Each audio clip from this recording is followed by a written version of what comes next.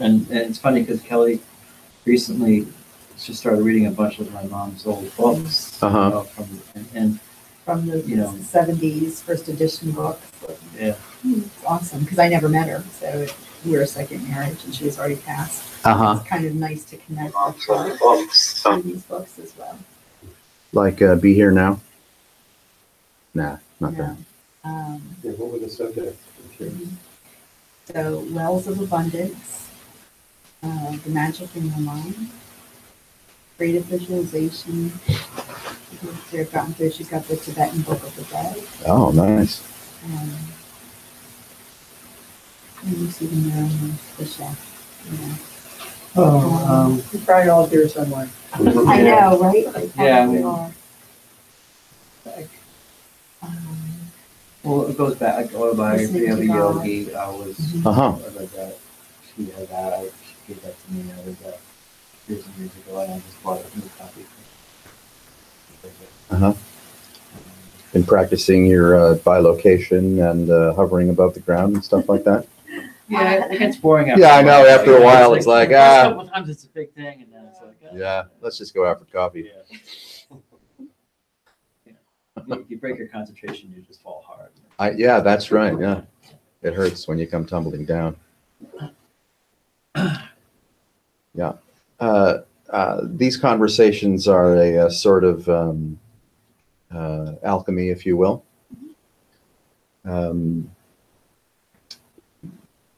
There's a quality of, let's call it consciousness or attention, which is referential. So we acquire knowledge and impressions and build a superstructure of, you know, belief, loyalty, superstition, devotion, you know, in many cases, religious, you know, call it practices, ritualistic, right? And in this kind of encounter, our emphasis is not so much on the referential nature of consciousness, but on the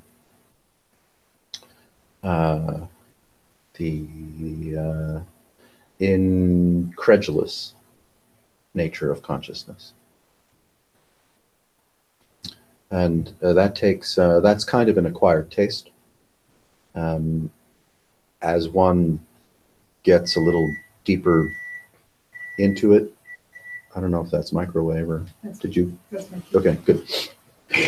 As one gets a little deeper into it, it can be both exhilarating and intimidating. You know, our habit through conditioning and familiarity and conformist reality and culture, et cetera, is, you know, thick and has a surreptitious nature. So we become a product of prior knowledge, you know, the thoughts and beliefs of others, the movement of culture and race and politics and economics and a million other nuanced impressions that we don't necessarily take conscious notice of. And then all of that, you know, crescendo of association and identification becomes what we think we are. And, you know, oftentimes we become proud and, you know, defensive. Whether that's, you know, white male privilege or any other form of privilege that occurs within the context of civilization.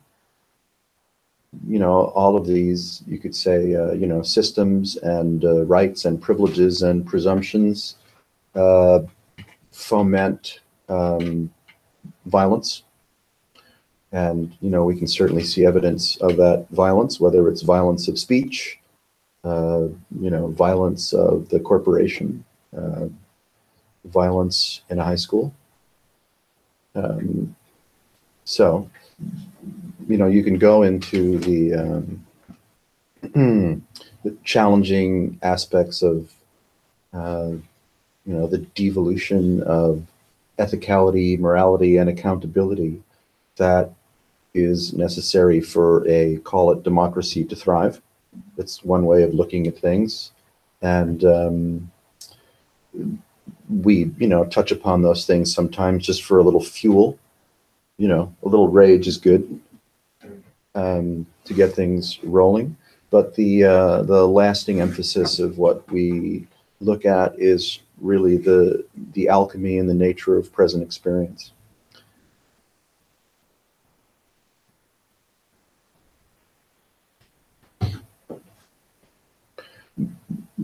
We tend to be beholding to all kinds of authority, whether that's spiritual authority or political authority or the police state and all its iterations.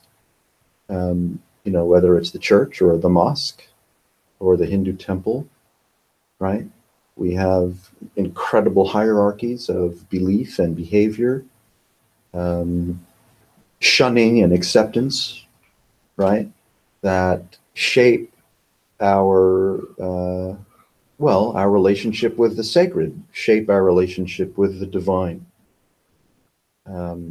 We have a strong tendency to objectify experience and to anthropomorphize experience and to get profoundly befuddled and confused. So it's a very challenging walk to discover what, one's, let's just say, pristine or unadorned nature is, free from the imposition and implication of all the compensatory mechanisms that human consciousness cleaves to for, validation, security, survivability. Yeah.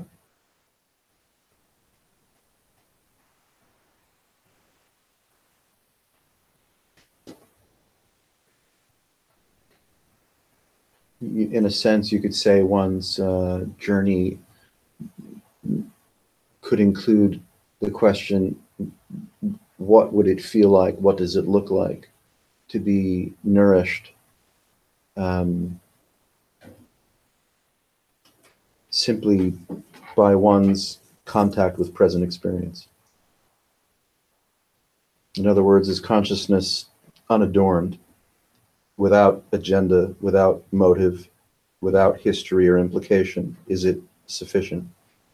Can we discover what it might feel like to simply rest in and as ourselves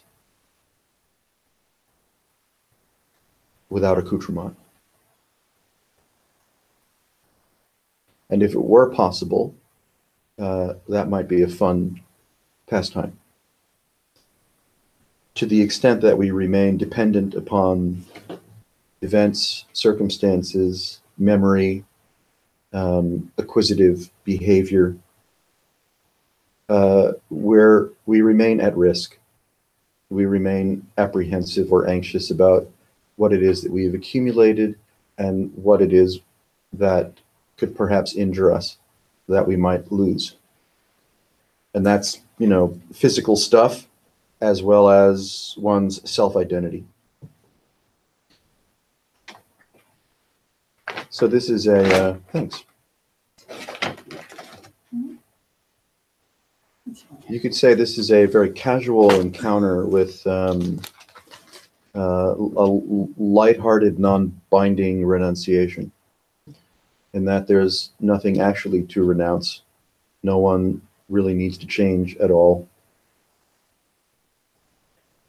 But it could be fun to tickle the ivories and see what this feels like when present experience is not the product of anything and is not being held accountable, free from the myth of time, of space, of becoming, of any form of validation.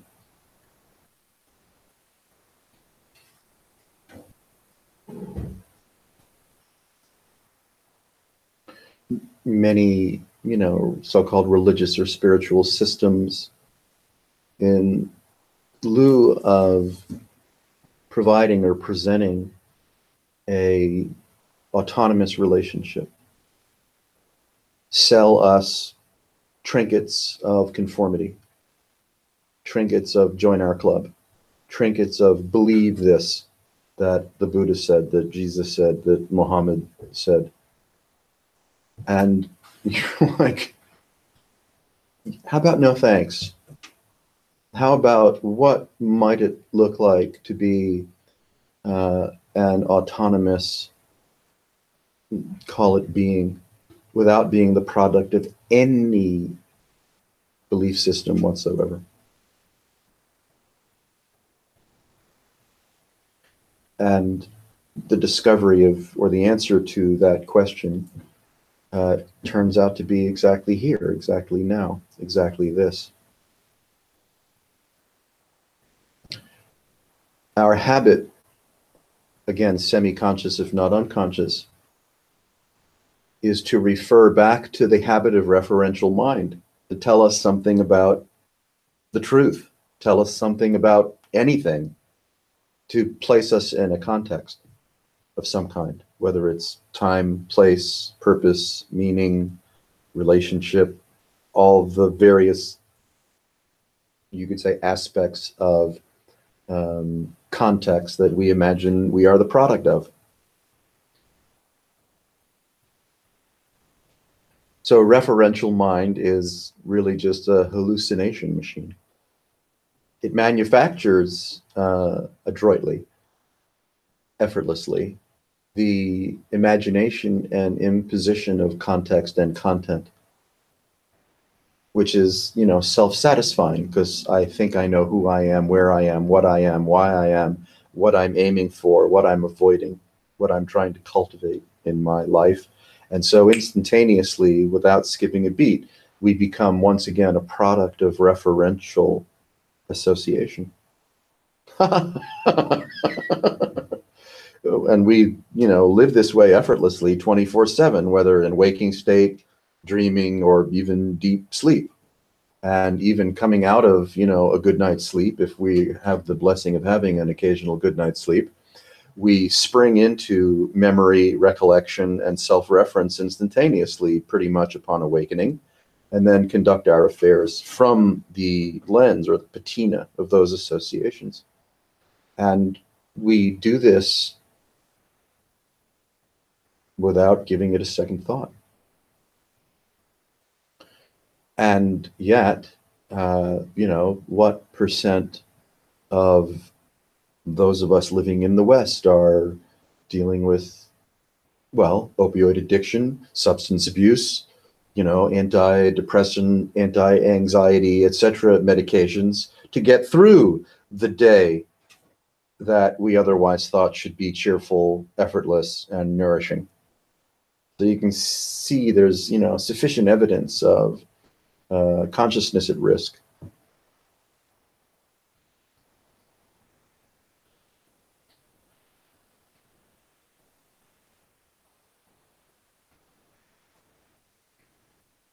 Jeff? Yeah. Could you say something about Sangha and the value of a Sangha, or like a group with others, as opposed to being just by oneself? Yeah, I can make up anything at all like anyone else can.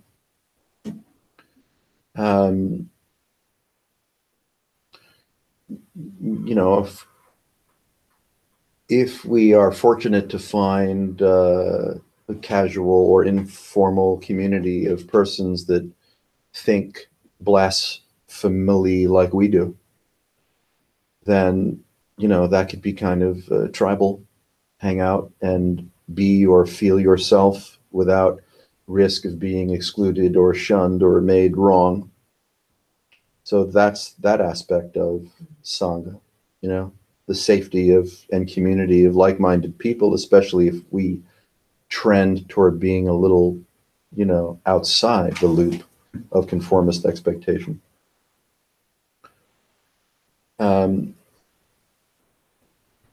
And in the midst of, you know, what you might call Sangha, or the gathering of kindred souls, you know, your relationship with consciousness is, of course, your own.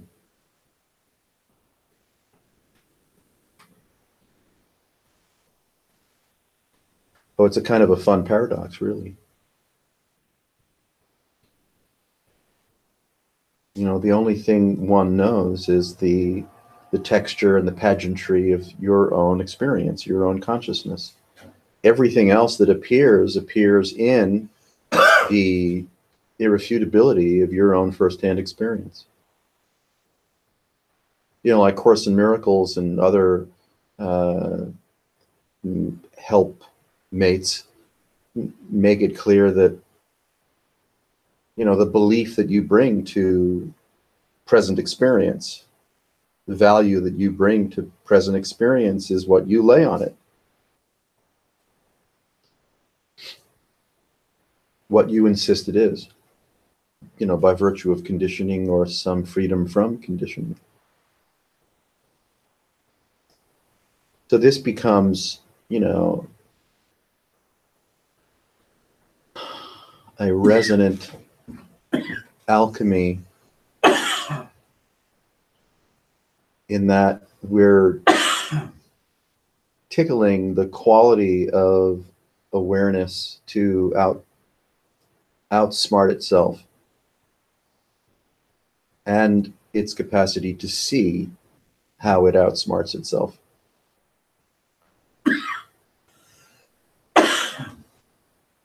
So you can imagine, you know, your or one's imagination to be of a certain nature, right? Everyone is familiar with themselves, the way they think and feel, and the way they feel and think, what they think about the way they feel and how they feel about what they think.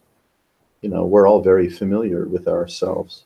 We sense, you know, continuity, familiarity.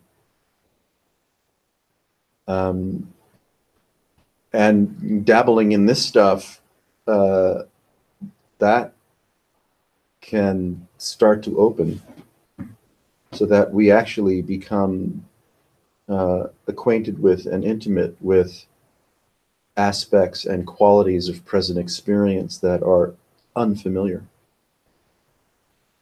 which for me is, you know, a very thrilling and novel encounter. For others, it's like, I don't want to go anywhere near that. Some folks don't want to touch anything at all that is unfamiliar to themselves or the way that they experience. Whereas others, either deliberately or quite by mistake, stumble into, you know, call it dimensions, even though they're not really dimensions, where the the habit and the inertia of referential mind relaxes so profoundly that you're no longer acquisitive. You're no longer impulsively acquisitive with respect to present experience. And then it's just, I don't know what this is at all. Ever.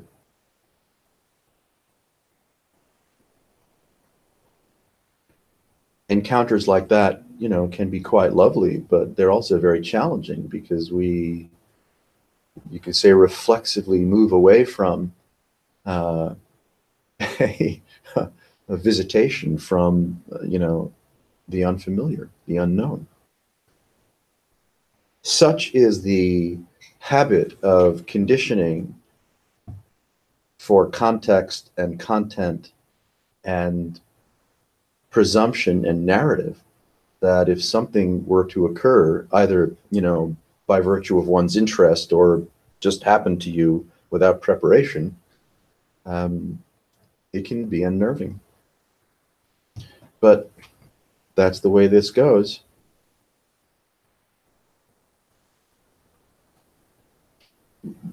I could, you know, I could suggest, just to be more bold about it, that's what this is.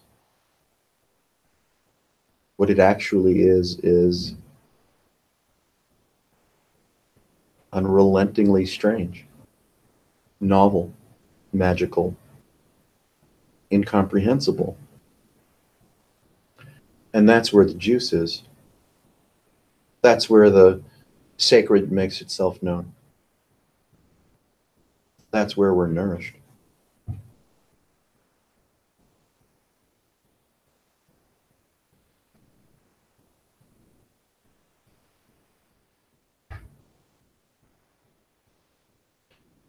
Otherwise, we, remain a product of our own expectation, our own projection.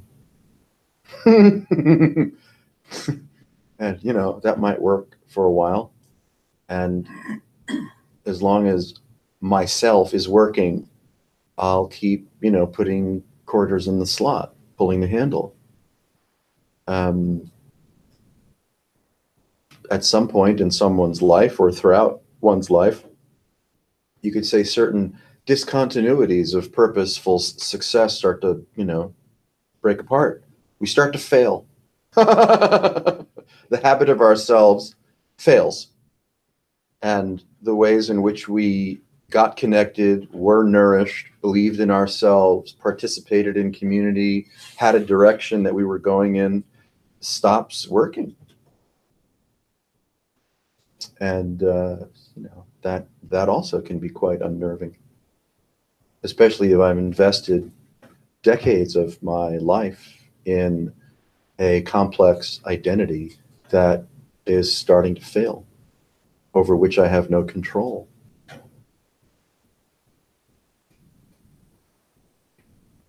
So that would be this. Present experience, if you give it just a little bit of room, is the ruination of personal continuity. Present experience is exactly timeless, without space, context, content, or coordinate. That's what it actually is. It's luscious beyond imagination. But you could say it takes a little bit of yogic effort. In this case, yogic means the urgency to discover, not necessarily breathing apparati and postures and diets and namaskars, namastes, pranams, and all of that, all of those trinkets. Yoga is the urgency to discover. And here you are. Here this is. The urgency to discover.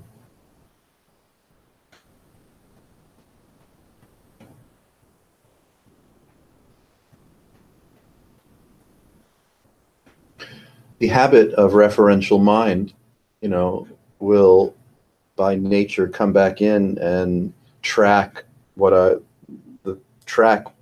appears I'm referring to. And again, place it into context according to what I've read before or believed before or experienced before. And that's the nature of acquisitive consciousness. It takes whatever is happening, whether casual or magnified, and then places it continually in context. So that's how belief, deadens the nuanced nature of present experience, because it's just, right, enrolled and enrolled and enrolled in itself. And we think that's what makes us safe. I would suggest that's what actually makes us crazy. What would present experience feel like were we to get some relief from the habit to tell ourselves anything about it? Whether I'm happy or not happy, enjoying or not enjoying, why I've come to this meeting, what I'm getting out of it or not, whether I can, put it in a takeout box and take it home. You see, the mind creates the mirage of self through the application of implication, context, content, coordinate, and then a value proposition. Is this meaningful to me?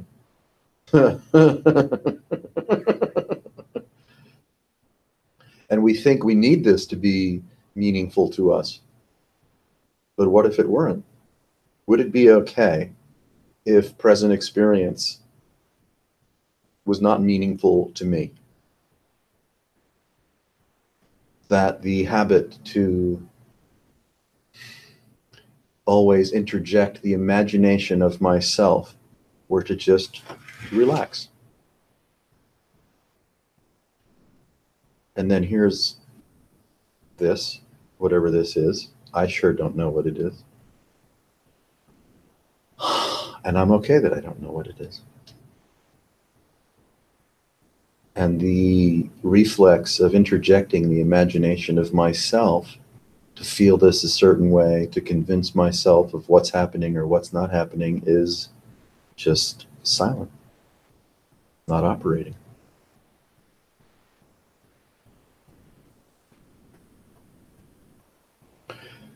Then I'm no longer concerned, A, with what this means.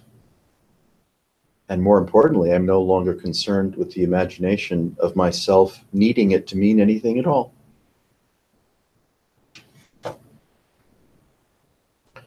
So that's the collapse of centrism. I don't like the word ego so much because it's abused. And ego is, too simple a word to meaningfully circumscribe the rich complexity of delusional consciousness.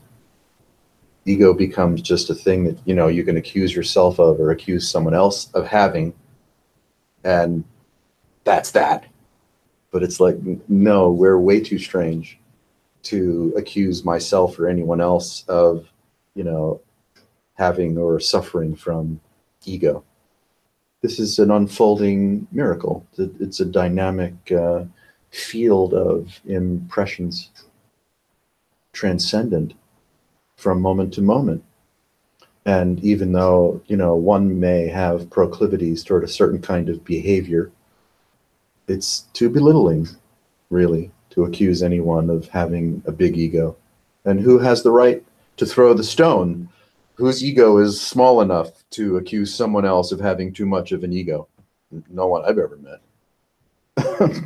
So I like to kind of steer away from that accusation and just sense this for oneself as a, quite curious amalgam of, imagined centrism. And that sense occurs through subtle, somewhat incessant value propositions being associated with the curious nature of present experience, anthropomorphizing it as self.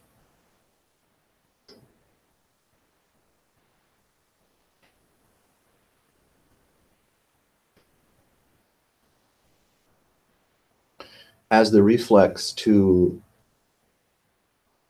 impose oneself, the imagination of oneself upon present experience is free to be what it loves to be, what it already is.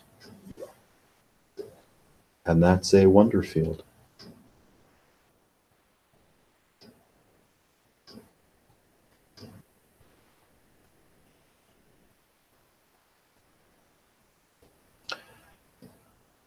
This yoga is the yoga of, call it ruination. Ruination? Yes, ruination. The yoga of ruination? Uh-huh. The yoga of cessation. Without having to follow a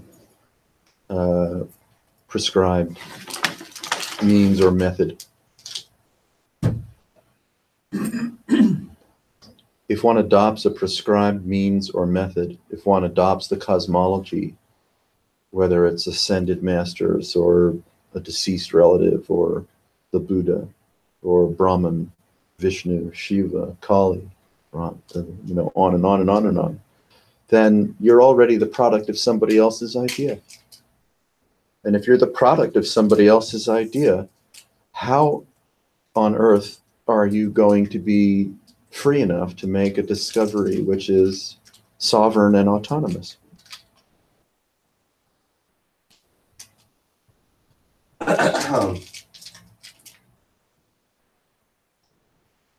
Thankfully, present experience, it doesn't belong to anyone. Does not fit neatly into anybody's idea, whether that idea is the physicist's idea, right, or the fakir's idea. Nobody can know anything about this. And if that even is remotely true, then nobody knows anything about this. In which case, you don't have to rely on anybody's cosmology or ideas or implications or consequences at all. You're off the hook. Some of us might find that kind of refreshing. Some of us, that's terrifying. That's, that's a blasphemy that is intolerable. But that's what this is. This is a blasphemy that is intolerable. Maybe that's why, the tendency of whatever humans are, whatever civilization is to indulge over and over again in the myth of authority, the myth of cosmology. Because the actual nature of experience is the blasphemy that is intolerable.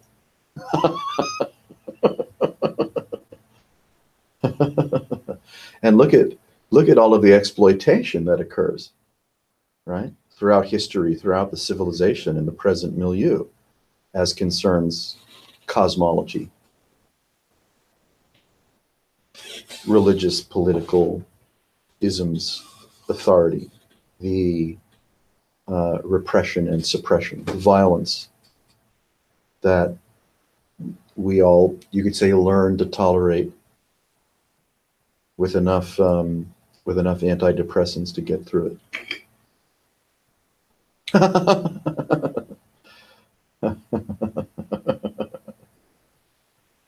Huh.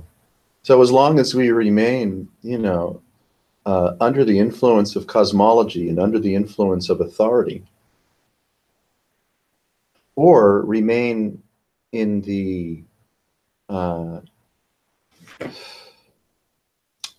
noble path of trying to set things straight, we're still a product of this, still a product of delusional consciousness.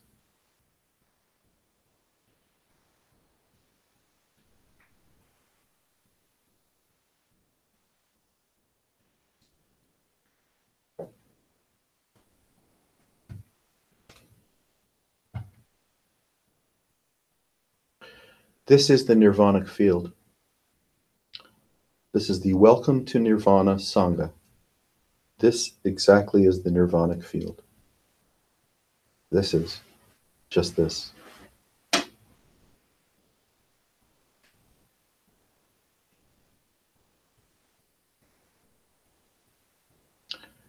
If there's no expectation, if there's no measure, if the strain of becoming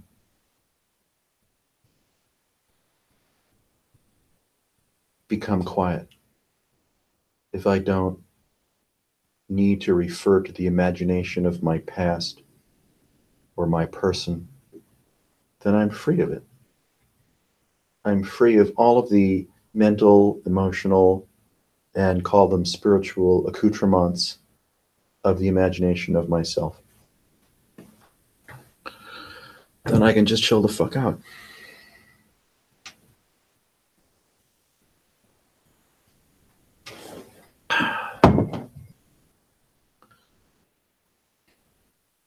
I don't have anything to prove to myself or anyone else. I'm free from the irritability of validation needs.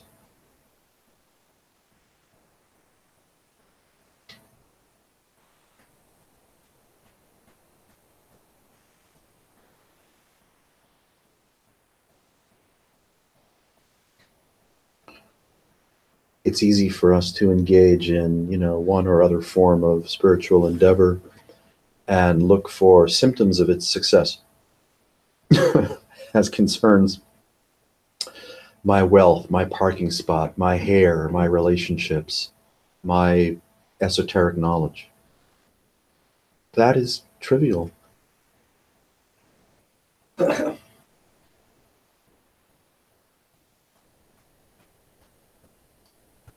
What if you didn't need to have anything other than this?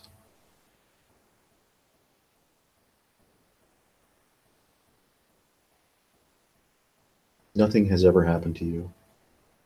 Nothing will ever happen to you. All you can ever find in the perturbations of the day and the perturbations of the life is the curious miracle of present experience. Accompanied, of course, by the incessant nature of narrative, which foments a sense of self, individuated sense of self, which is a story that's told.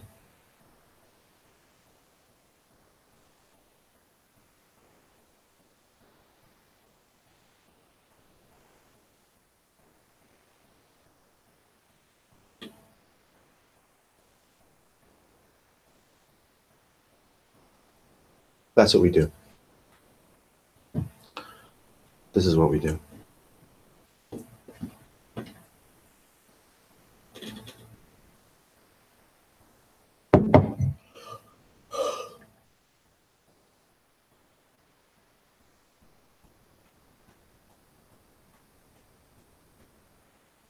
I'm enjoying just kind of sitting here with everyone right now. This is kind of a good space. Yep.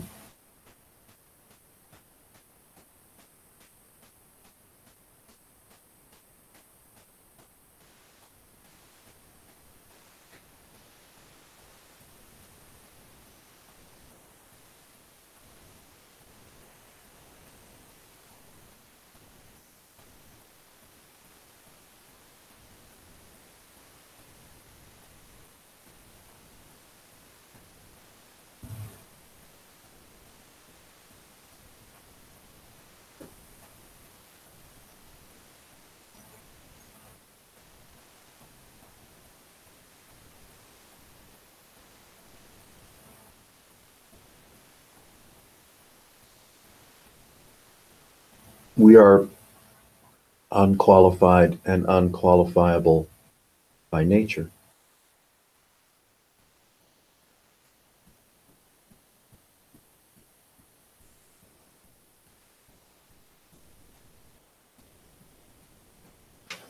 You could say it's more efficient to just take a few baby steps back away from the inertia of being self-consumed.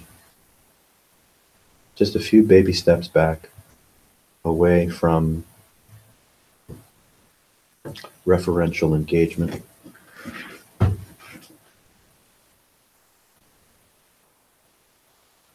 Then you don't need anything to be anything.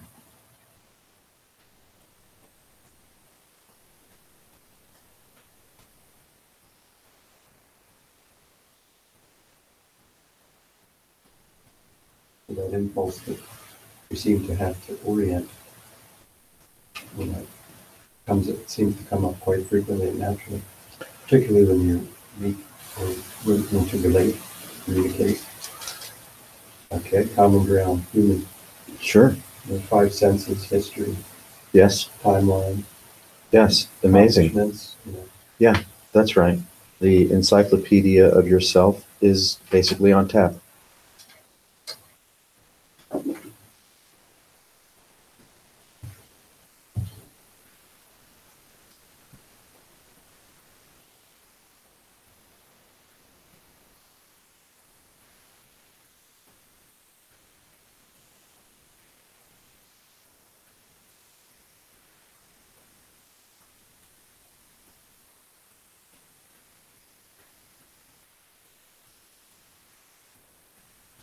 The nirvanic field is the underlayment.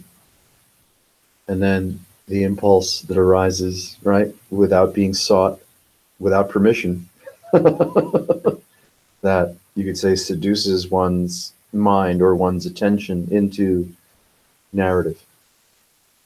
Phew. It's too quick, it's too good. We go into, storyline, whether that's an agreeable storyline, a disagreeable storyline, a regretful storyline, an anticipatory storyline, a blissful, right? It just instantaneously without our permission. That's how good this is at, you know, you could say suggesting or conjuring a dream.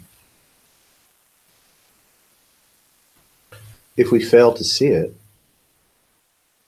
if we only imagine that we are the substantive outcome or product, then we live, you know, with the pressure of delusion or the pressure of hallucinatory association as self, which includes apprehension and anxiety and pride and violence and everything that humans are so good at.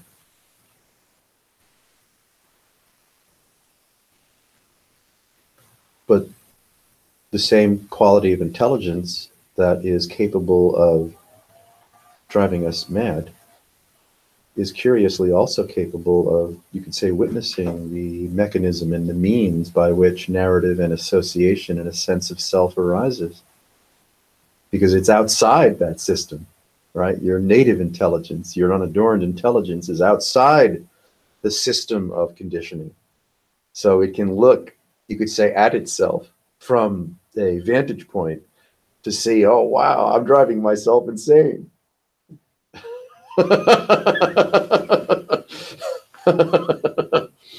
And if you could say, if there's enough encounters with that simple, you know, revelation, well, something magical happens. You find yourself starting to sense the unconditioned nature of intelligence, rather than being, right, a repetitive product of the conditioned nature of intelligence. I get a sense from taking that in that whatever it is that compels us to move in the track we're familiar with is eased in a sense by not going with the usual track. Now, what it is that motivates the change is, it's a curious thing. Very curious. I guess some sort of breakdown. I don't mean breakdown full blown. I mean, Yeah. hey, something's not quite, something's a little off here. Yeah. I say, oh, you've identified with such a narrow band of life spectrum. Yes, You know, that's right. Spectrum. So- Yeah. It's a spectrum game. Hmm. Really. Uh-huh. That doesn't mean that, you know, everyone welcomes with open arms the wormhole of expanded spectrum.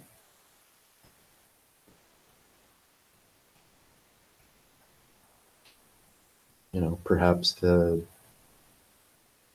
all too often habit of whatever human consciousness is to remain, right, tethered to the narrow band.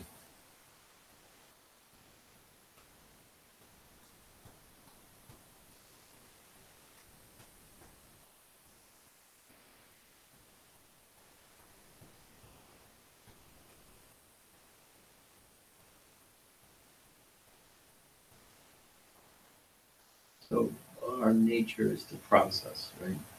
In the normal state. That It's an aspect, right? we're in this situation with processing as opposed to, let me get this right, as opposed to truly being in the present and just being, as opposed to like thinking, The processing is a superimposition right? on And you're taking the, all those aspects you're talking about, which is the, if I'm as soon as I'm thinking about in the present, now I just sort of blown it because I'm ultimately going to use all those metrics that you talk about. we jump into a companion Right. reality of measure, Yeah. which is the sense of self, and Right. call it thinking, and the consideration of thinking Right. occurs, you could say, if you want to call it frontally, Yeah. right, in the neocortex. Yeah. suggests the hypnosis of a companion reality that is etheric. All based on past experience and everything else. It's too strange. Yeah. I mean, Yeah. as you really get kind of clear with it, the way that I might have been comfortable talking about it a minute ago gets transcended. Right. Because you actually see the nature of associative mind, let's just say holodynamically. And by seeing it holodynamically, the vocabulary that you might have used a moment ago as an anthropologist, as a sociologist, as a psychiatrist is gone. It's gone. And so we're playing around with call it the very flexible membrane Right. of working with what appears to be referential consciousness with a curious appreciation of non-referential consciousness that transcends it without effort. And that's what this does. Yeah. That's exactly what it is. To be able to articulate that, and let's say meet each other there, even though there's clearly no place to meet, is a very curious non-condition. Because typically the mind stays enamored of the capacity of referential consciousness. And it has no relationship with the mirth of non-referential consciousness. But the moment you start playing with it, and then we, arouse the possibility, entertain the possibility, well, you fulfill it. With no effort, you fulfill the possibility, the practicality or impracticality of non-referential consciousness. And then holodynamically, you see the blasphemy like that. And you don't even need to describe it. You're like, oh. But it could take decades, of meditation and study and articulate, right, care and consideration and mentoring to mature to the point where you're like, oh, I should have known. Yeah. And not so easy to articulate, but it's worth the challenge. Closest thing I can think of is in a really good meditation where you are just nothing, in the best case. Be able to be there in the middle of like any moment. It's so dynamic. Seems hard. See, the referential mind, because it only functions based on coordinate fields, the imagination of a coordinate field. It thinks that there's an experience to be had, or that there's a place to have it, and that it would be ideal if I could, right, achieve, accomplish, and remain in something or other. But that's just hallucinatory. This is too lucid to imagine that there could possibly be an experience that you or anyone would be better off having on a sustained basis. Another level of freedom. Now you're like, fuck that. I don't need to be having a quality of meditation. That's for meditators. We just keep, right? No matter what comes in that your one is capable of conjuring, this goes, haha, in a loving way. Haha. Oh, some haha. And then so we start to become, you could say, more cogently privy to how fun this is and the nature of its hallucinatory capacity to suggest that anything has ever happened to you at all. Nothing has. You can't find it. You can't find anything that's ever happened to you. Even if it appears as memory, as sensation, as belief, as photographic artifact, as a YouTube video, it didn't. There's not enough room in the present moment to be both exactly what it is and for us to think about it. The thinking is always a companion reality that narrates, attempts to narrate what's actually occurring, but you can never actually inhabit what's actually occurring. Because what's actually occurring is the erasure of the imagination of the person that thinks they're having an experience. And yet, with total ease, I can say, yep, I'm having an experience. It might be pleasant, it might be unpleasant. I can tell you why I'm having it or why I think I'm having it, what I'm going to do about it. If I like it and I want it to continue, or if I don't like it, I want it to stop. Pure hallucination. So the lucidity that starts to sneak up on you.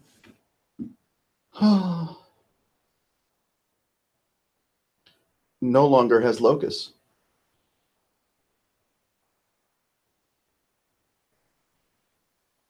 Good luck explaining to yourself or anybody else what it is, or even what it feels like.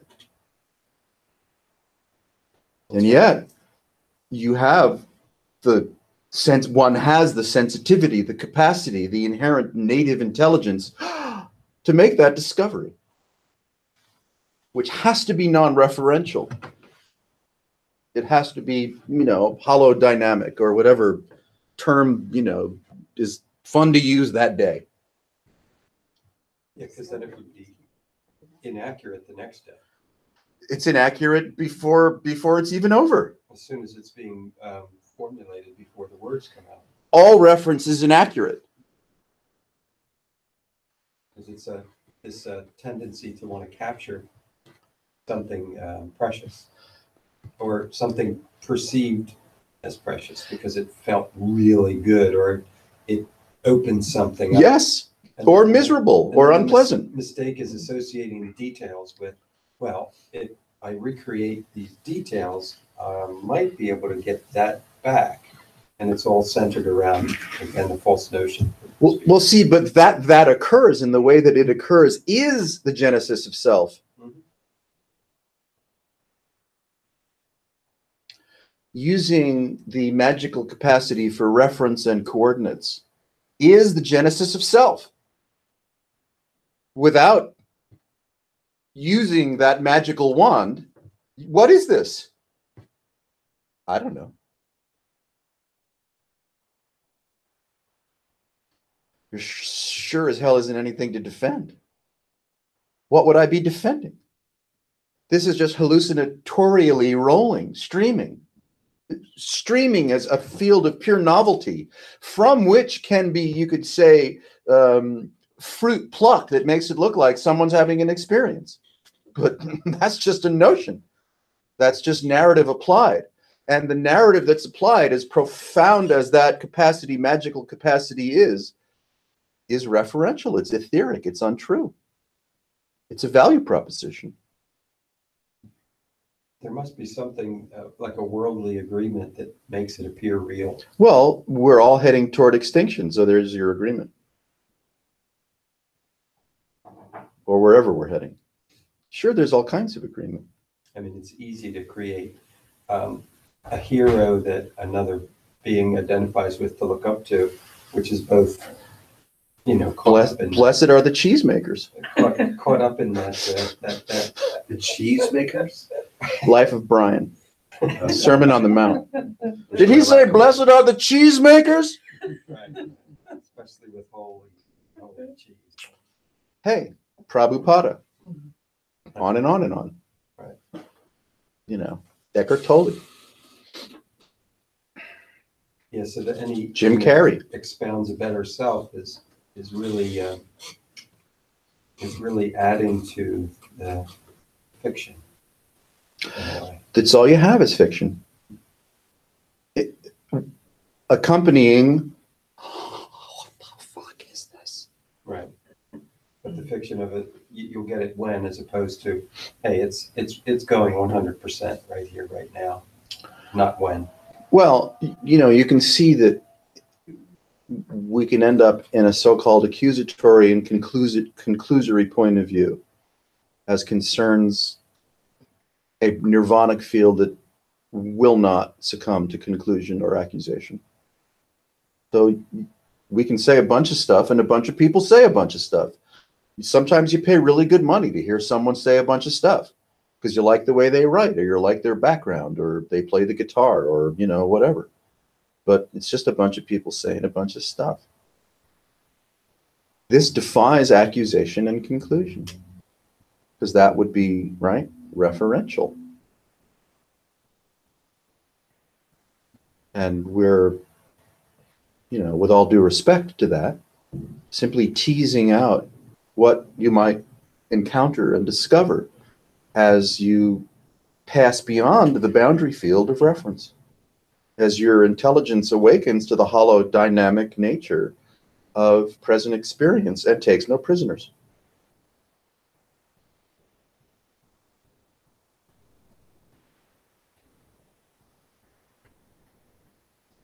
So to kind of drill down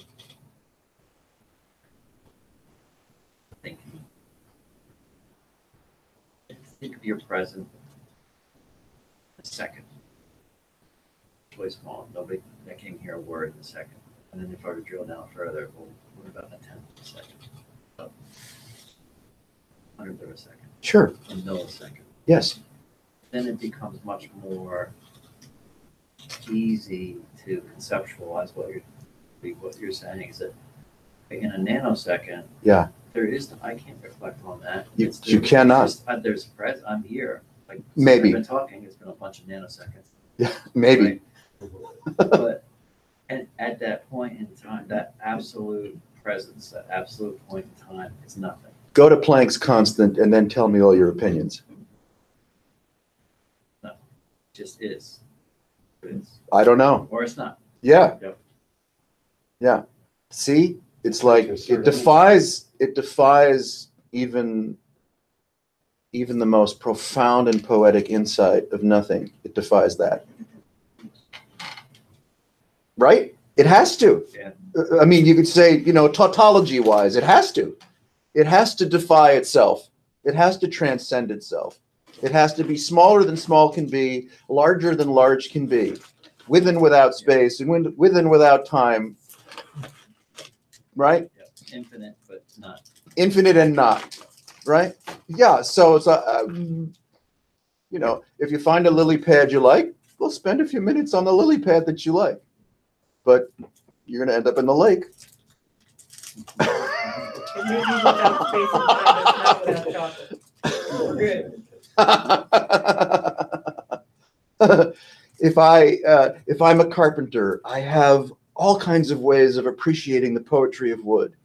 If I'm a scientist, depending on my discipline, I have profound ways of appreciating the poetry of that.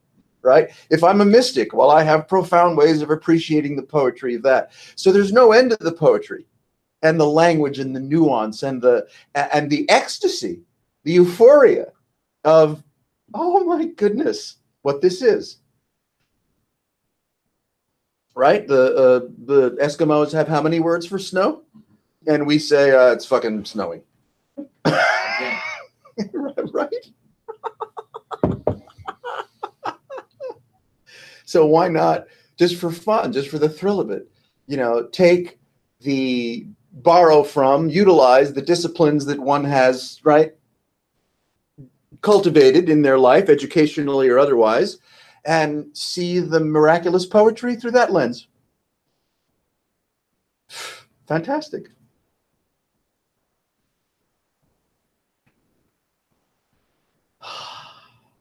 But as we become, you could say, freed from the reflex to have to make this about anything, now you're in a giggle factory. Because it's not about anything.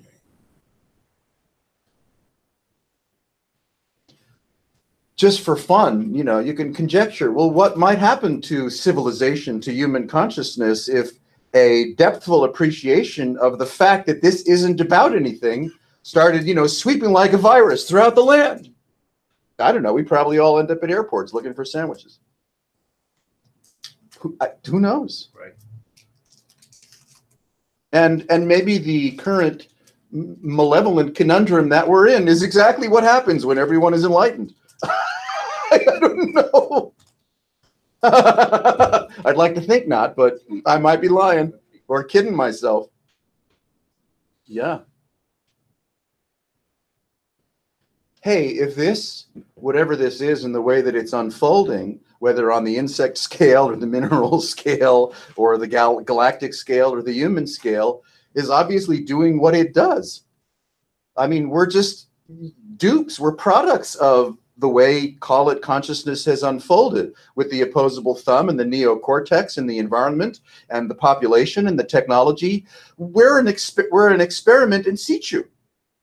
Nobody knows what's going on, even if there were, you know, Illuminati and 0.1% running the world and the, you know, Rothschild banking system and on and on and on. Okay. It's not like they're in control.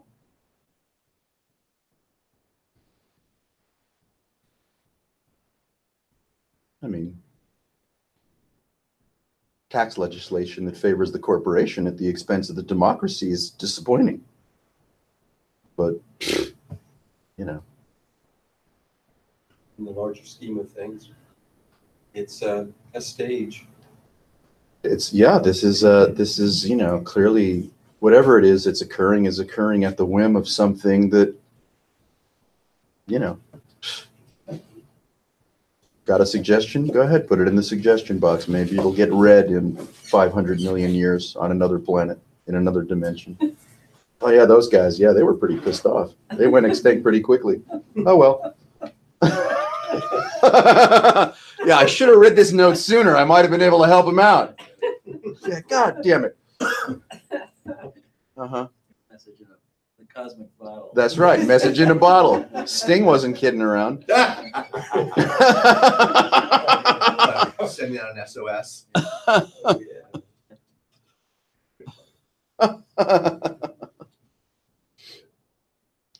So you could say this yoga, this alchemy, you know, well, it's as it gets good, and for some it takes, you know, for some they've already left the room.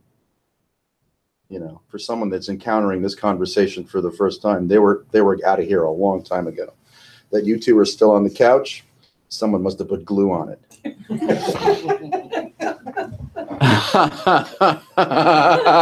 I'm here for the snacks. Well, yeah, we have to have snacks to try to keep people around. Yeah. You see, so a certain kind of euphoria gets unleashed as we move, again, without effort or premeditation, from referential consciousness to non-referential consciousness and taste the mirth of the nature of being. Then it becomes a different conversation. It becomes a different kind of salon, different way to hang out. No one is putting the moves on anybody as concerns, you know, cosmology, belief, superstition, behavior, nothing. It's a, wow, that's like, whoa, that's, where do you find a group like that? Well, in the basement of Pebble Hill Church on Thursdays.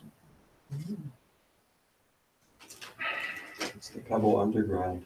It for sure is the underground. I've heard about that. Yeah, for seismic changes and It's the Velvet Underground. orientation. We actually worship Lou Reed, but we don't let newcomers in on that until much later. You got to be here like, you know, 4 or 5 meetings, and it's like, we really worship Lou Reed. Yeah, and we should. Well, if you're going to have a reference, it's not Yeah. a bad reference to have. That's right. That's right. Pick a decent reference. Lou Reed's good. Pretty educational when you notice your reference is so arbitrary, like Yes. unbelievably arbitrary, Uh-huh. and always outside yourself. Yes. Like for me, always outside. And it just, you know, shifts with the wind. That's what this does.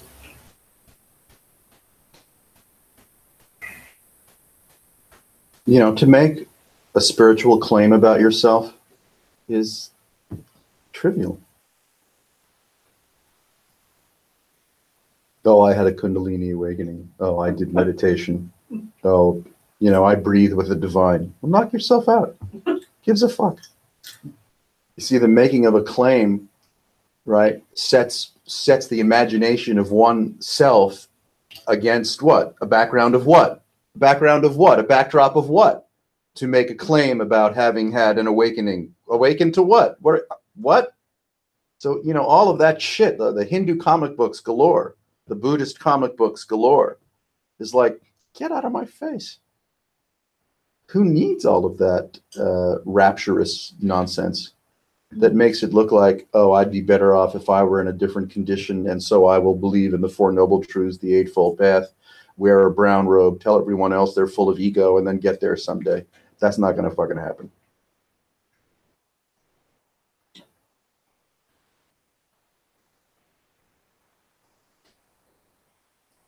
You see clearly the irresolvability and the mirth of present experience as you get closer to the Planck sensitivity, and you're like, go ahead, make a claim. Tell me all about yourself. That's freedom. Maybe.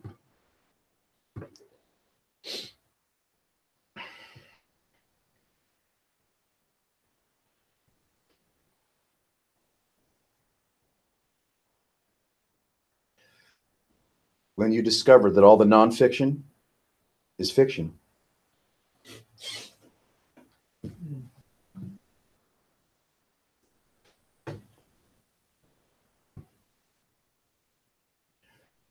As you discover that everything that's called spiritual is fiction.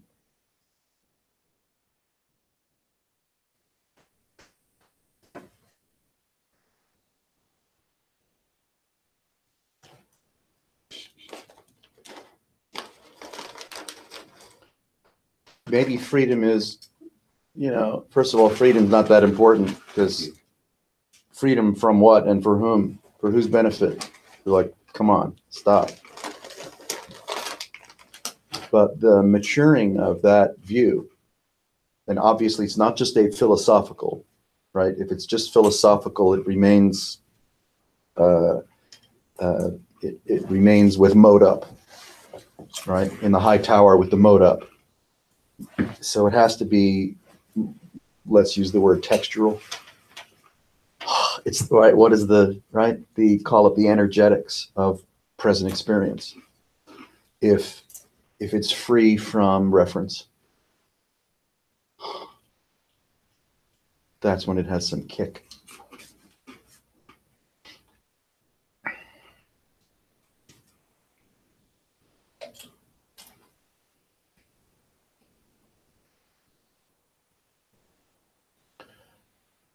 What anyone does with their life is maybe the best they can do with what they got. Whether it's circumstances and finances and ability and smarts and vitality and health and affection and community, or, circumstances that are unwieldy, sorrowful, and tragic. We're not, turning a blind or jaundiced eye to the wave-like nature of human suffering, or pretending to be transcendent of anything. It's like prasad. Everyone's throwing, candies around. I knew she wanted another one. I love it. It is prasad. Yeah, So everyone's funny. allowed to be the guru and throw prasad. Yeah, it's very egalitarian. That's really funny. Yeah, you need some prasad. Supposed to wait till the end, but when does the end ever come? Yeah, fuck it. It's like the Shiva Bali yogi, right? Throwing Tootsie Rolls around the room.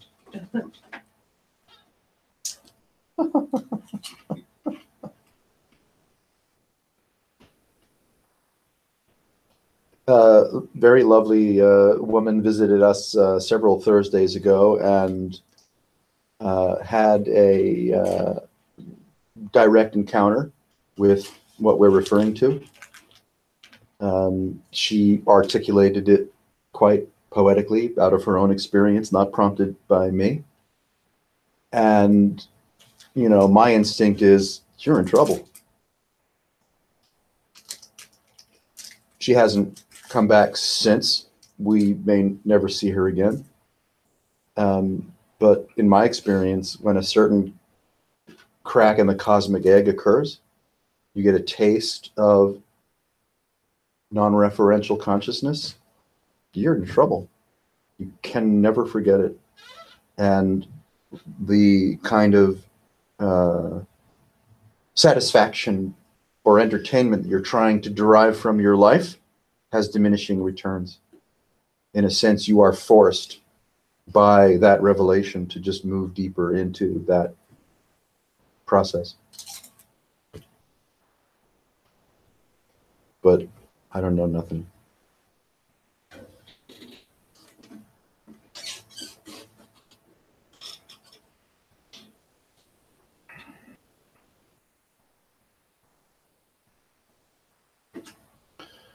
The cessation of yourself is not easy, or perhaps not even possible to forget.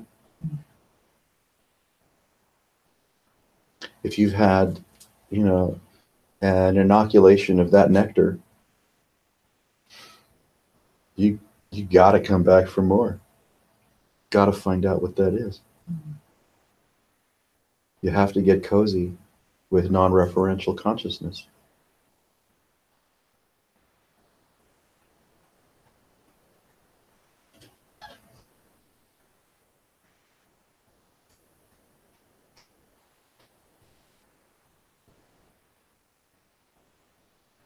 You don't need Four Noble Truths or an Eightfold Path or the mysteries of the yamas and the niyamas, Raja Yoga,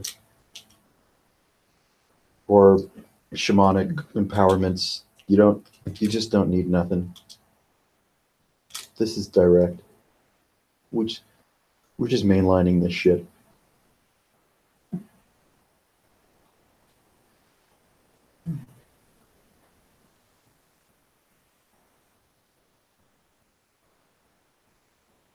But wouldn't you say it sort of meets you where you are, no matter where you are? Yeah, sure. Kind of does. My tea bag says, you have not to find out the reality, you are the reality. So even the tea bags know what this is. Been found out. You talk about teabag enlightenment? This is Sounds tea like bag I don't know. enlightenment.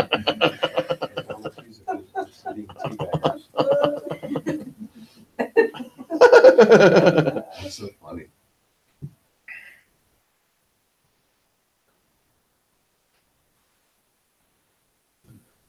Let's say you wake up in the morning and, there's light depending on what hour you wake up, and maybe there's birds and there's a temperature and there's just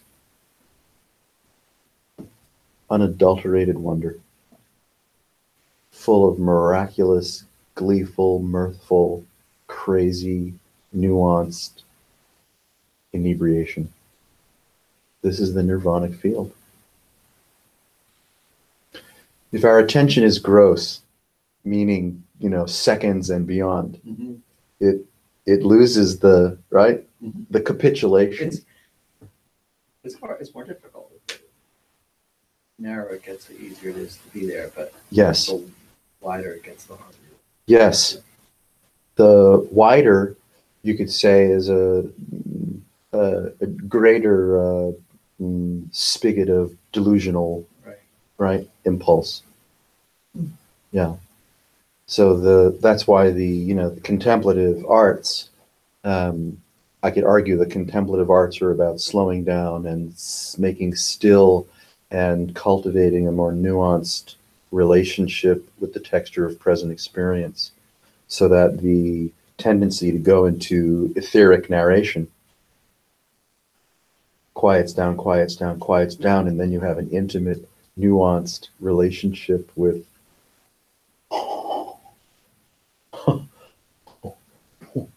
right?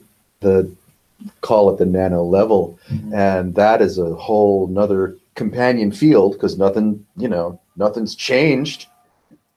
This, shithouse of awkward blasphemy is still exactly it, but it's being felt at a, level of wow. Yeah. And enough wow will, you could say, in time, were there any, obliterate the habit of self. We simply become naturally and organically nourished by the nuanced relationship and the imagination of self which perhaps caused us so much consternation and hubris, evaporates.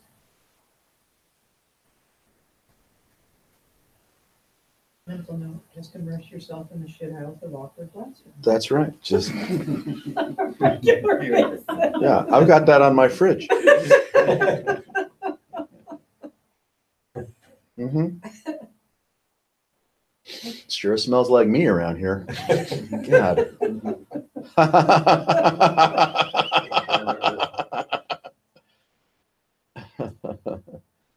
We don't typically learn this from the church or the temple or the mosque or the ashram Not or the zendo, right? Instead, you're just being given a bunch of hooey and invited into becoming a conformist member of, of that cult, the cult of belief, the cult of other, the cult of you're no good, you're not enough. You're just, you're born of sin, right? God is other than you. God is higher than you. God is before you. God is better than you. God is omniscient, omnipotent, omni this, omni that. You're like, I'll pass.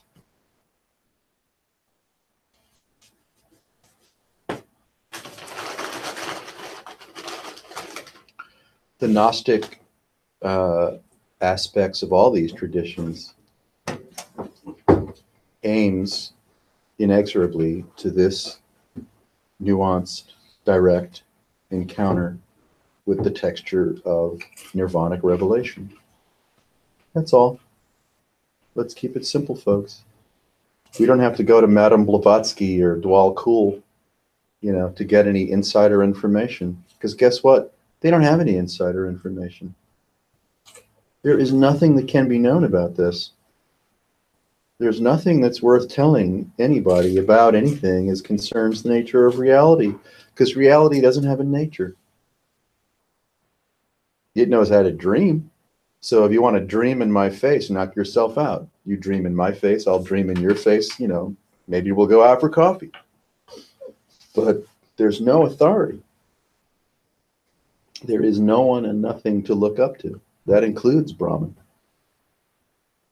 Even though this is Brahman. And tagged, you're it. To the imagination, in order to relate to something that's beyond conception, it creates an imagination. And then stories and, and fascination. There you go. I remember just devouring books. Sure. Read. Yeah, For some reason, just couldn't get enough. that's right. And entering into these worlds, these fictional worlds that were just fantastic. Hey, It wasn't for any particular goal. It was just like, yeah, just hungry for more. it shocked you, man. Feeding, the great feeding. Mhm. Yeah. Try a Netflix series that's kind of addictive. You just West saw Side. right through it. Just-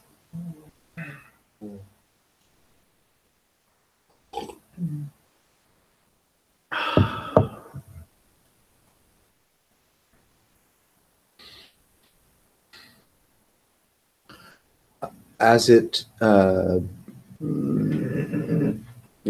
the nuanced nature of attention, of revelation, matures, passes through its own labyrinthine, right, texture, then, even the cool and mirthful, wacky, serendipitous, odd, strange, right, of everything, dare I say, becomes less interesting.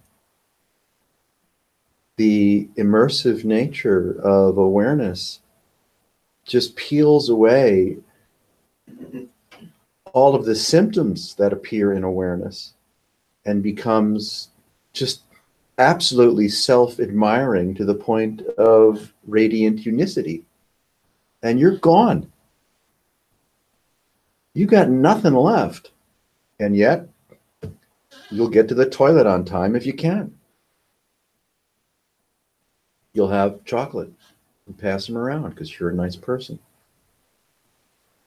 And in the midst of what we refer to as the, you know, curiosity of human life,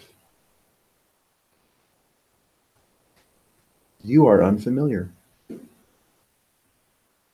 It's very strange. So when we create with our imagination something that's out of reach or extraordinary to the degree that it's just, you know, unattainable, we create our own irritation. That's right. I mean, who's irritated you in your life more than you? No one even holds, you know, a distant second. I don't think I've been programmed.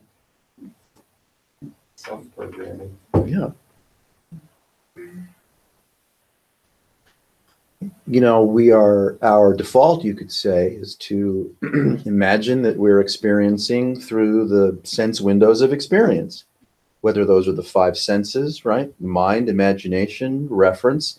We think that's what's happening, that we're actually experiencing what there is to be experienced through some kind of a plenum. But that's not what's happening at all. If you're no longer the product or the recipient of a data field that's impressing upon itself through the sense windows, what are you? Who are you? You don't know. You don't have a thing to say about it. And yet the sense apparatus persists for as long as it persists. But that, you know, let's say the loyalty I have to myself, right, as an existent and continuing entity, perceiving entity, right? Whether I call myself the body or the mind or whatever, no need. Now how free are you? Even the imposition of consciousness is no longer, you could say, no longer floats your boat, no longer needs to persist. Though it's fine if it does. Why shouldn't it? You know, here this is, take delight. But you're not dependent upon this being delightful, because you're no longer the product of anything at all. Experience is a superimposition on nothing, on a causality. And you're like, wait, I thought I was supposed to get enlightened and therefore have a better experience, be more useful to people, right? Have compassion maybe, bring chocolates to a meeting. But no.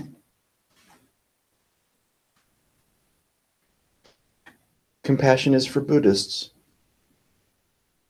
And even the word compassion is a misnomer, a misdirection of the Pali or the Sanskrit/Pali of bodhicitta. Bodhicitta is a reference to freedom from the imposition of consciousness, which is a whole different animal than being, quote, compassionate. But the Buddhists don't fucking know that, at least the Western ones. They're just, you know, they're living under secondhand delusional hand-downs. Well, compassion can also be seen as the fact that the duality is not really real. So compassion really is an extension of waking up, in a sense. Like, well, yes, but be careful in that once you start qualifying duality as being something other than non-duality, or that compassion is a quality of receiving, perceiving, or behavior that results from the benefit of loosening up, you're back in, you know, referential expectation. yeah, I'm referring to a natural occurrence as opposed to a contrived, I got to do it or I might not make it through the gate. That's right. Whatever it is. Yeah, Right. People are running for the elevator and you hit the close button. Compassion.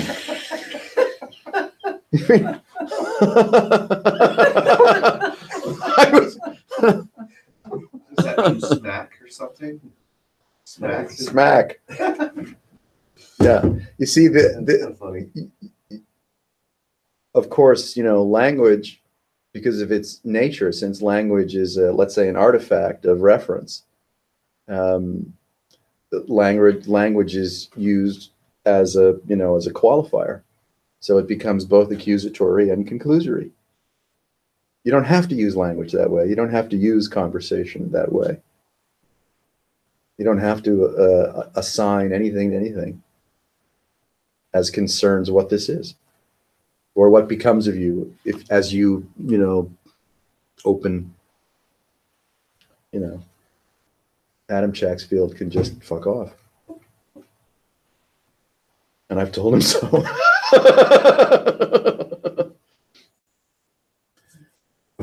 Or Byron Katie, for that matter. DK. BK. Have it your way. But why even assert to that degree even? If someone's entertained or inspired or moved by something that they later find to Yeah, have no calories. because I am a petty, rageful dickhead. Okay, so you've owned it. Oh, yeah. Uh-huh. I rest my case. Yeah, busted. Nothing to push up against now. Yeah. There's kind of a self-narc out there. Yeah, that's all. It's just for fun.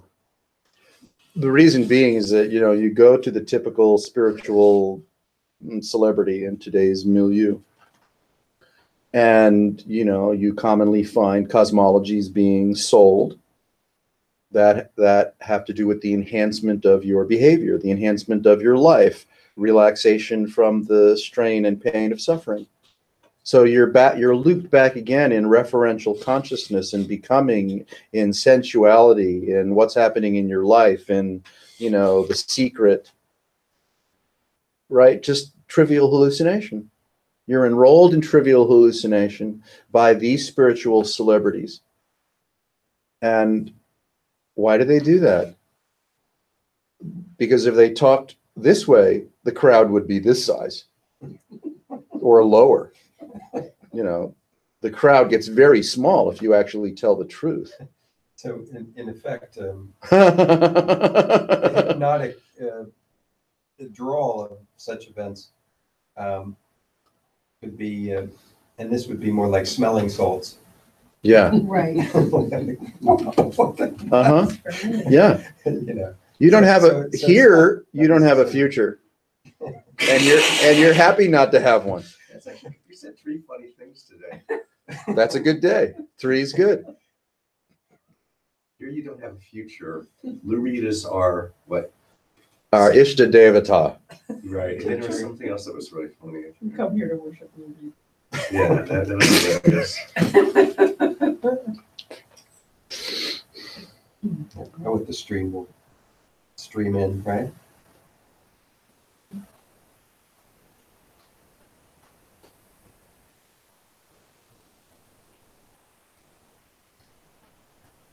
Whatever present experience is, it's absolutely free from even the slightest hint of any conditioning. That's that. Get out of my ashram. And that can be discovered firsthand. No fee, no vows, no funny clothes, no cushions, no candles, no practices, no nothing. Here it is. This is the nirvanic field for the taking, for the asking. There's no intermediary.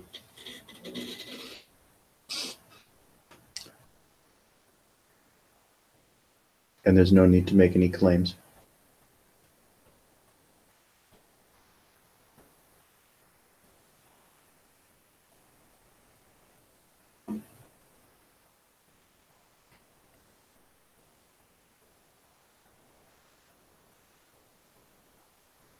I'll be at the book signing table after the program.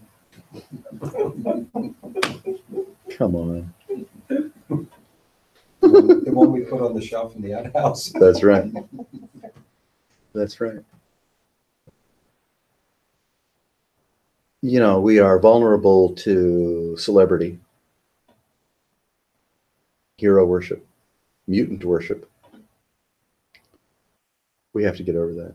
Well, what's underneath it is, don't leave me alone with this. Could Give me be. something else I can sink my teeth into to not just Yes. sink into this. Sure. I Yes. want distractions, baby, I hear and I you. want bells and whistles and Yes. stuff to do and the Yellow Brick Road and That's right. stall, Stall and defer. What's your name? Stall and defer. Bill Falderall.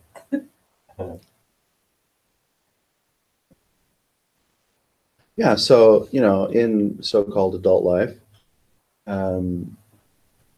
if for some strange reason, your one's quirky attention to these matters is capable of being touched by hints of cessation, lucky you.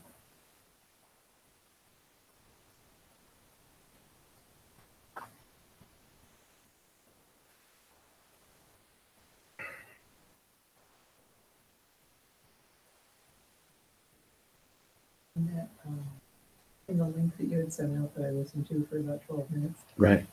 She was talking about it. She went through a phase in her life where, just kind of like all interest in anything she'd been doing just kind of dropped away. Yeah, I'm like, yeah, I can kind of relate to that. I can relate to that. And then like it's come back. And it's come back almost with like, oh thank God it's back. Mm. I can engage and go out and make music and whatever. Mm-hmm. And I was doing something somewhat philanthropic today and I'm laying there and there's a radio going. It's the words to Bruce Springsteen, The Highways. With Broken Heroes on a Last Chance Power Dive. Uh-huh. Like, busted. Yeah, busted. Even Bruce got you. He did. Yeah. I gotta make something of this. Yeah. Yeah. Chance Power Dive, man. There's a speaker coming to Pebble in one of these ensuing Sundays that wrote a book about her enlightenment journey. And I was dabbling in some of her videos to get a sense of her message and authenticity and story and, and what she had. And then sent out a little video clip to some of the regulars to enjoy.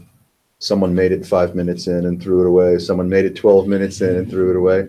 We're waiting for the person that can get through the whole video. I think Pat said she what I didn't. I couldn't. No way. It was just like on and on and on. It was not. Yeah. It was just total bullshit. It was. Yeah. But see, that's what happens. Someone writes a book, and so that creates a certain kind of authority already because they're in print. And they have an interesting story to tell about their spiritual awakening and their kundalini and their guru and meditation and things like that. But when you really get in there and listen to what they have to say, it's just reference, reference, reference, reference, reference.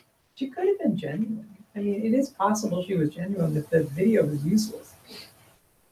Yeah.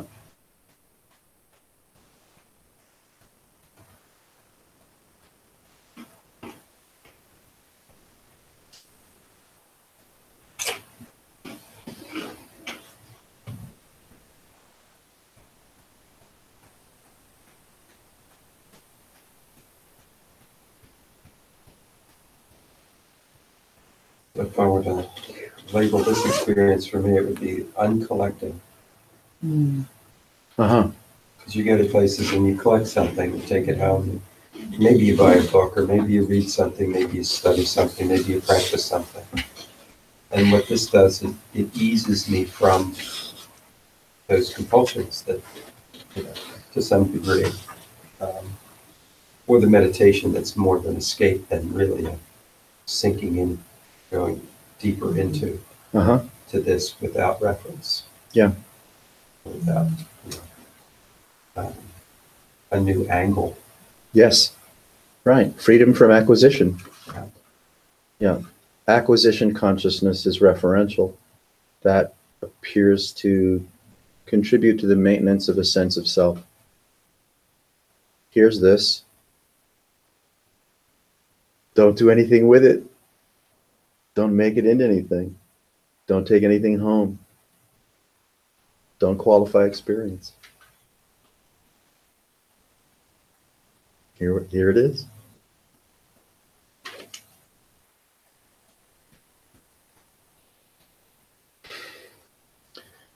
in that way, the, habit of reference, which is the habit of time and the habit of self, they just ease up.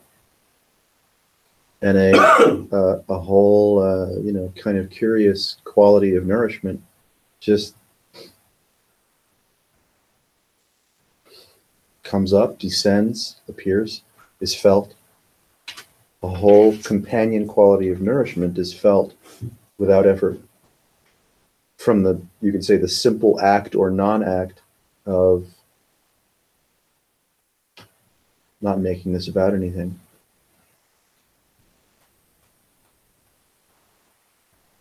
Now the enjoyment is sovereign, it's non-referential. It's not codependent.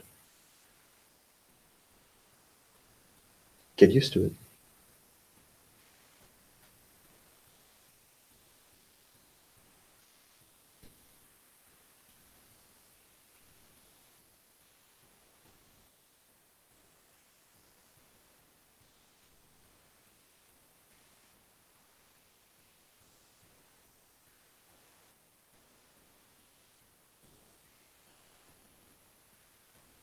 If you want to sing Hare Krishna, sing Hare Krishna. It's like, that's cool. If you want to go to the Beltane in, Maryland and take your clothes off and dance around the maypole, see ya.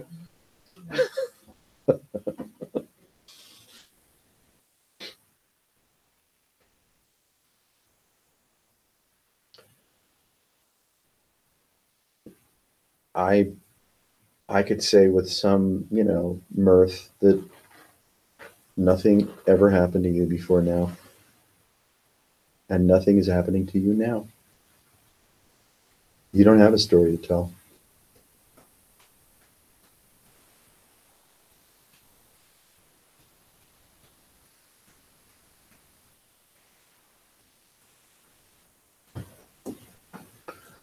I would say that's dignity.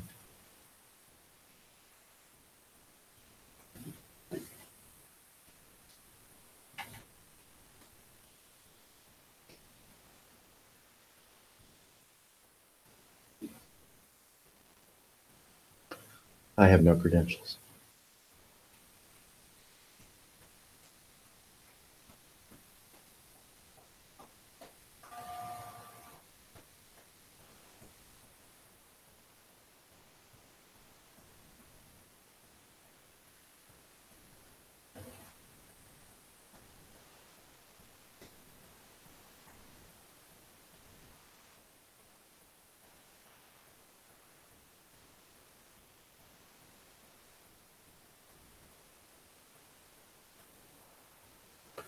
Just so you know, these conversations are not necessarily an illustration of what goes on at Pebble Hill.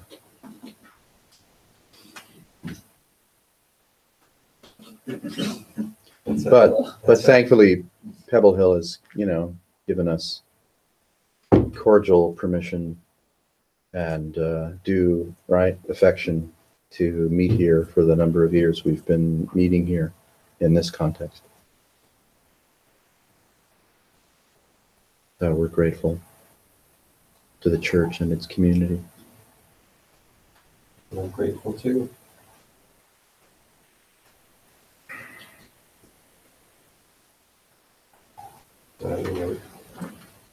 Meditation, the way I had been doing it, I could sit there completely escaping any face-to-face or really delving in this kind of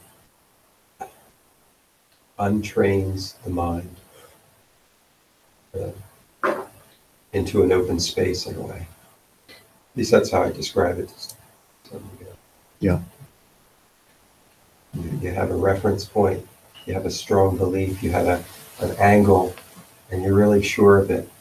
If you're willing for it to be filled, loosened up, Yeah. Made ready for growth. But that's too thick already. You know what I'm saying? Yes. Self in the crest. It's not a bad thing to be relieved of the nonsense of myself. Yes. than nonsense. I mean, they've been trying from kindergarten on to create some consistency in me. And I'm very pleased that I don't have to pass a test anymore. But, you know, maybe Karen. it was okay that I just didn't perform very well. You're an absolute failure. It's like, why can't I conform? I'm not doing it on purpose. It's 9:18. I'll let everyone go. Thanks, those of you that were, we had 5 people joining us online. I hope you had as much fun as we did. Send money to Pebble Hill. Bye.